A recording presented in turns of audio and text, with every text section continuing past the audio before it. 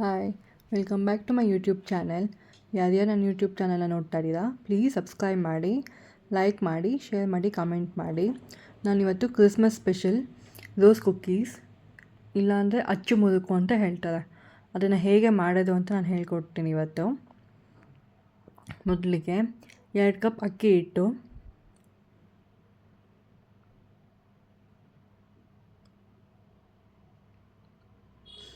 1 cup ಮೈದಾ,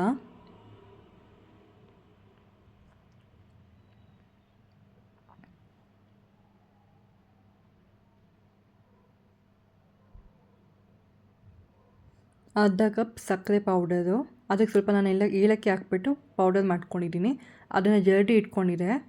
ಇವಾಗ ಕಪ್ಪು ಎಳ್ಳು ಒಂದು ಸ್ವಲ್ಪ, ಬಿಳಿ ಎಳ್ಳೂ ಹಾಕ್ಕೊಳ್ಬೋದು, ನಾನು ಕಪ್ಪು ಎಳ್ಳು ಹಾಕಿದ್ದೀನಿ. ಇವಾಗ ಅದನ್ನು ಮಿಕ್ಸ್ ಮಾಡ್ಕೊಳ್ತಾ ಇದ್ದೀನಿ.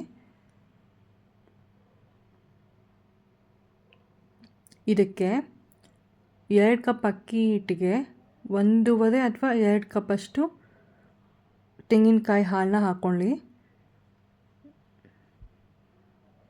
ಇದು ಇಡ್ಲಿ ಹಿಟ್ಟಷ್ಟು ಬಂದರೆ ಸಾಕು, ಅಂದರೆ ಸೌಟಲ್ಲಿ ಅಂದರೆ ಮಿಕ್ಸ್ ಮಾಡಿದಾಗ ಅದು ಅಂಟ್ಕೊಂಡಿರೋ ಥರ ಇರಬೇಕು. ಸ್ವಲ್ಪ ನನಗೆ ಸ್ವಲ್ಪ ಗಟ್ಟಿಯಾಗಿದೆ, ನಾನು ಇದನ್ನು ತೆಂಗಿನಕಾಯಿ ಹಾಲನ್ನ ಮತ್ತೆ ಸ್ವಲ್ಪ ಹಾಕ್ತಿದ್ದೀನಿ. ಗಂಟಿಲ್ಲದ ಹಾಗೆ ಕಲಿಸ್ಕೊಳ್ಳಿ.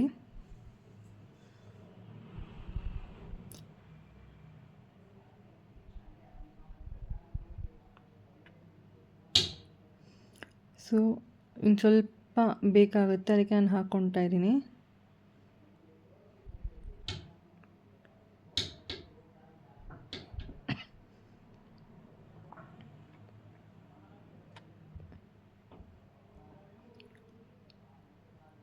ಇವಾಗ 1 ಮೊಟ್ಟೆ, ಆ್ಯಕ್ಚುಲಿ ನಾನು 2 ಮೊಟ್ಟೆ ತೊಗೊಂಡಿದ್ದೀನಿ, 1 ಮೊಟ್ಟೆ ಹಾಕಿದೆ, ಇನ್ನೂ 1 ಮೊಟ್ಟೆ ವೀಡಿಯೋ ಸ್ಕಿಪ್ ಆಗಿದೆ.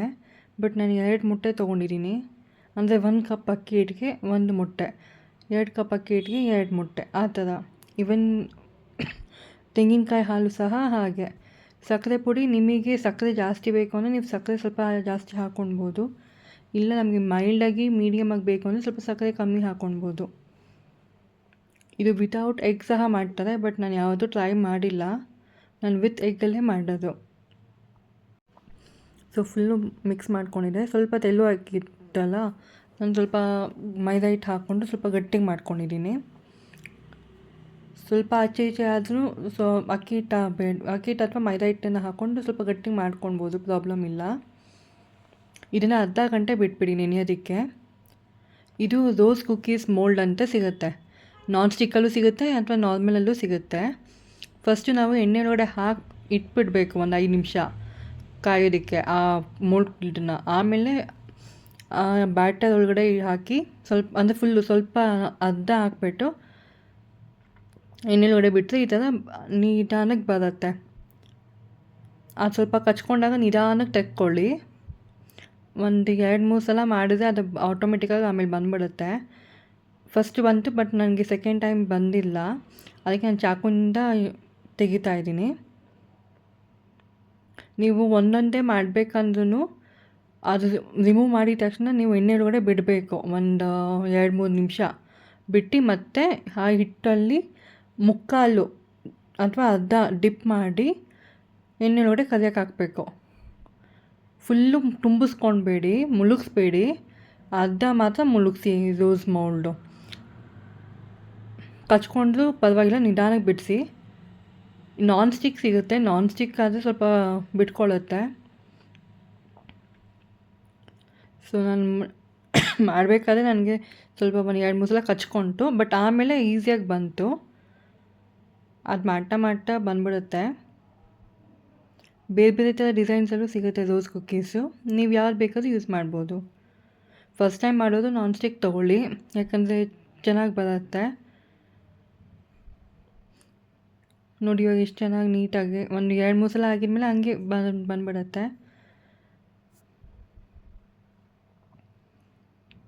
ಜಾಸ್ತಿ ಏನು ಬೇಯಿಸೇ ಬೇಡ, 1-2 ನಿಮಿಷ ಬೇಯಿಸಿದ್ರೆ ಸಾಕು, 1-5 ನಿಮಿಷ ಸಾಕು.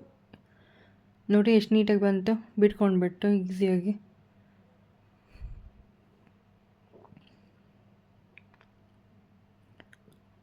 ಹಿಂಗೆ ಅಲ್ಲಾಡಿಸ್ತಾ ಇದ್ದರೆ ಹಂಗೆ ಬಂದುಬಿಡುತ್ತೆ ನೋಡಿ ಎಷ್ಟು ಚೆನ್ನಾಗಿ ಬಂತು. ಅಂದರೆ ಒಂದು ಪ್ರಾಕ್ಟೀಸ್ ಆಗಬೇಕು, ಒಂದು 5-6 ಸಲ ಮಾಡಿದಾಗ ಆಮೇಲೆ ಆಟೋಮೆಟಿಕ್ಕಾಗಿ ಚೆನ್ನಾಗಿ ಬರುತ್ತೆ. ಸೊ ನಿಮ್ಮ rose cookies Christmas special ready ಆಗಿದೆ. ಸೊ ಈ ಕ್ರಿಸ್ಮಸ್ಗೆ ರೋಸ್ ಕುಕ್ಕೀಸ್ ಮತ್ತು ನಾನು ಲಾಸ್ಟ್ ಟೈಮ್ ಪ್ಲಮ್ ಕೇಕ್ ಮಾಡಿದೆ, ಎರಡನ್ನೂ ಮಾಡಿ ಹೇಗಿತ್ತು ಅಂತ ನನಗೆ ಕಮೆಂಟ್ ಮಾಡಿ ಹೇಳಿ. Thank you watching my rose cookies video.